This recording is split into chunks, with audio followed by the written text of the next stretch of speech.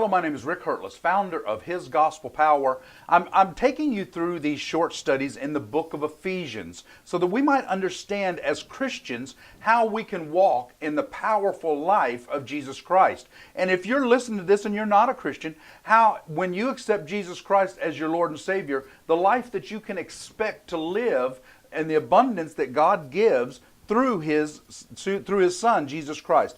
Now, we're going through it in a book that I wrote called Unity and Grace in a Divided World. It's just a workbook. It's more extensive than these videos that I'm doing, so if you'd like to go to Amazon.com and purchase one, great. If you don't want to do that, that's fine also. Just listen to these videos.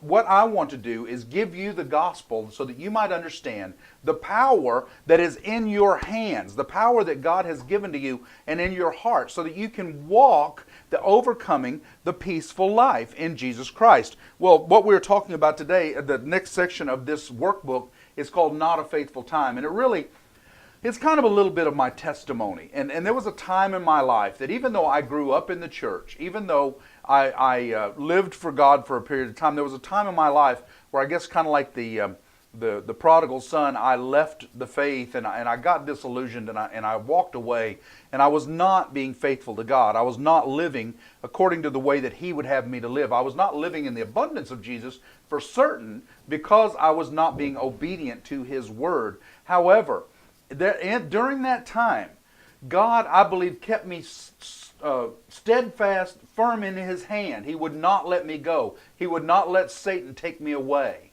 And so God eventually woke me up. Okay, He didn't have to do anything. Nothing really drastic had to happen. I didn't almost die or anything like that. Instead, as I was just driving down the road one day, it's just like God was just speaking to me, telling me, look, you are not on the path that I would have for you, and I want you to be on the path for me.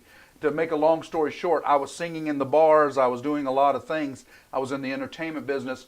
I got a call from a church, and this church called me over to be their music minister right out of the bars. That's just unheard of. That's not going to happen most of the time. I went over there kind of laughing, thinking, well, this pastor's not going to hire me. I'm just going through the motions here. Anyway, about 2 hours later, I was their new music minister. God had sustained me and brought me back to Him.